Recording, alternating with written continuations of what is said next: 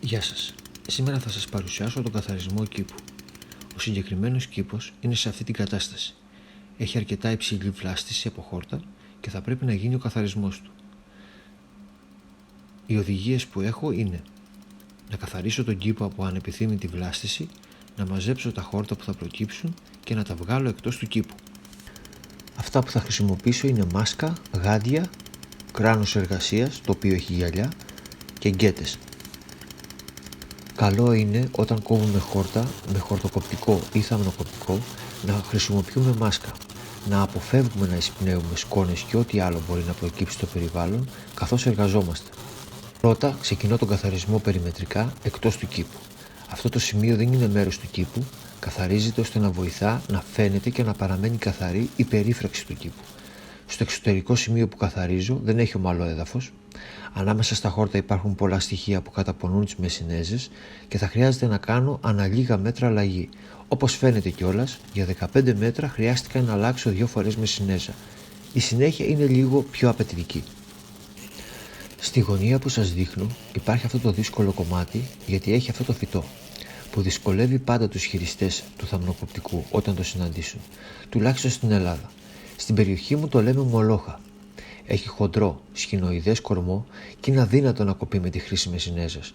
Η πιο σύνηθες επιλογή για την κοπή αυτού του φυτού είναι να χρησιμοποιήσουμε δίσκο κοπής. Εγώ, για να μην μπαίνω σε αυτή τη διαδικασία, να αλλάζω από μεσινέζα σε δίσκο κοπής και μετά πάλι μεσινέζα, έχω τροποποιήσει την εξάρτηση του θαμνοκοπτικού για να έχω μαζί μου αυτό το εργαλείο. Όταν εργάζομαι και συναντήσω μια τέτοια βλάστηση, χρησιμοποιώ αυτό το εργαλείο και με βοηθά να τελειώνω πιο γρήγορα. Όπως βλέπετε, με ελάχιστα ή αρκετά χτυπήματα και λιγότερο κόπο, κόβω πιο εύκολα αυτά τα φυτά. Ύστερα τα μαζεύω, τα τοποθετώ σε σημείο που έχω καθαρίσει ή γενικότερα κάπου που να μην ενοχλούν και συνεχίζω την εργασία μου. Το μόνο κακό που έχει η χρήση αυτού του εργαλείου είναι ότι τις περισσότερες φορές που θα το χρησιμοποιήσουμε πρέπει να βγάλουμε το θαμνοκοπτικό από την εξάρτησή μας και να το αφήσουμε κάτω. Όταν τελειώσουμε την εργασία μας, το βάζουμε ξανά στην εξάρτηση και συνεχίζουμε. Ίσως να μην τους βολεύει όλους τους χειριστές του θαμνοκοπτικού η χρήση του.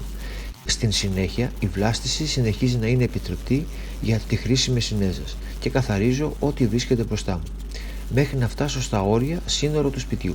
Βέβαια υπάρχουν πέτρες, γι' αυτό και πάω με προσοχή. Μέσα στον κήπο, λόγω του καλού χώματος που έχει, τα χόρτα έχουν μεγαλώσει πάρα πολύ.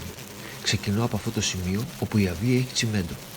Αυτή η εκκίνηση με βοηθά να έχω σημείο που θα μαζέψω τα χόρτα μετά την κοπή τους. Όπως βλέπετε, δεν έχει πολλά δέντρα και όσα υπάρχουν είναι μεγάλα και εμφανή. Περιμετρικά έχουν πέτρες και οροθετούνται όμορφα. Δεν φοβάμαι μήπως τους κάνω ζημιά. Οι μολόχες υπάρχουν και σε αυτό το χώρο, όπου τις κόβω με την ίδια διαδικασία που σας έδειξα και πριν. Στον υπόλοιπο κήπο δεν υπάρχουν άλλα φυτά ή λουλούδια που να τα έχουν καλύψει τα χόρτα, εκτός από 2 που είναι στην άκρη της περίφραξης και θα τα καθαρίσω μόλις φτάσω σε εκείνο το σημείο. Αυτό που υπάρχει σαν ξένο σώμα μέσα στον κήπο είναι αυτά τα κλαδιά από το κλάδεμα που είχε γίνει σε προηγούμενο χρόνο και θα πρέπει να τα κάψω.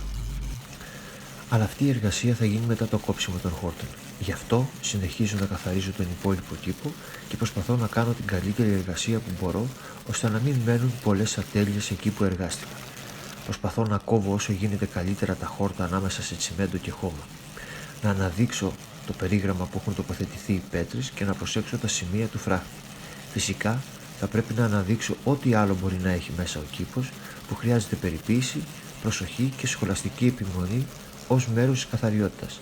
Μέσα από αυτή την εργασία δείχνουμε ότι σεβόμαστε το περιουσιακό στοιχείο που αναλάβαμε, αλλά και την επιλογή του ιδιοκτήτη να μας προτιμήσει για τις υπηρεσίες μας. Την επόμενη μέρα τελειώνω με το θαμνοκοπτικό το τελευταίο σημείο από χόρτα που είναι κάτω από την πορτοκαλιά και ετοιμάζουμε για το κάψιμο. Όταν θέλουμε να κάψουμε κλαδιά μέσα σε κήπο, καλό είναι να καθαρίσουμε πάρα πολύ καλά το σημείο που θα βάλουμε τα κλαδιά να καούν. Γιατί αν πάμε να το κάνουμε μετά, δεν θα μπορούμε να το πραγματοποιήσουμε ακριβώς, διότι θα υπάρχουν κάρβουνα. Αν χρησιμοποιήσουμε το θαμνοκοπτικό επάνω στα κάρβουνα, σίγουρα θα τα σκορπίσουμε στον κήπο, μπορεί να καούμε σε κάποιο σημείο του σώματός μας ή να βάλουμε άθελά μας φωτιά στον περιβάλλοντα χώρο. Πιο αναλυτικό βίντεο για το κάψιμο κλαδιών θα εμφανίζεται τώρα επάνω και δεξιά της οθόνης. Με τη χρήση του αλυσοπύριονου τεμαχίζω τα κλαδιά σε μικρότερα κομμάτια και τους βάζω φωτιά. Κοντά μου έχω το λάστιχο της βρύσης για πάνω ενδεχόμενο. Προσέχω να μην βάζω πολλά κλαδιά, αλλά λίγα κάθε φορά. Στη συνέχεια μαζεύω τα χόρτα, φτιάχνοντας ορούς. Και ξαναβάζω τα υπόλοιπα κλαδιά να καούν. Στο σημείο που είχαν τοποθετηθεί τα κλαδιά έχουν μείνει χόρτα που πρέπει να κοπούν. Μόλις βάλω και τα τελευταία κλαδιά στη φωτιά, καθαρίζω και σε εκείνο το σημείο με θαμνοκοπτικό. Συνεχίζω να συγκεντρώνω τα χόρτα και μόλις τα μαζέψω σε σωρούς, σκουπίζω ό,τι έχει προκύψει και είμαι έτοιμος να τα μεταφέρω εκτός του κήπου. Μόλις έδιωξα τα χόρτα, ήθελα να φαίνεται ο κήπος καθαρός και έκανα το εξής. Καθάρισα ξανά όλο τον κήπο με θαμνοκοπτικό, από τα λίγα εναπομείνεντα χόρτα, μάζεψα ό,τι χόρτα προέκυψαν και τα έβγαλα εκτός. Αλλά επειδή δεν είχα πολλή μπαταρία, δεν μπορούσα να το βιντεοσκοπήσω. Αυτό που θέλω να τονίσω σε αυτό το σημείο είναι ότι αν δεν επιμείνω ώστε να αναδείξω το περίγραμμα του κήπου, ο κήπος δεν θα φαίνεται καθαρός όση εργασία και να έχω κάνει. Άρα πρέπει να τονίσω σχολαστικά την περίμετρο του κήπου εξωτερικά, το σημείο του φράχτη εσωτερικά και το διαχωρισμό που υπάρχει ανάμεσα στο χώμα και το τσιμέντο. Και το τελικό αποτέλεσμα είναι αυτό. Σας ευχαριστώ που παρακολουθήσατε το βίντεο. Καλή συνέχεια.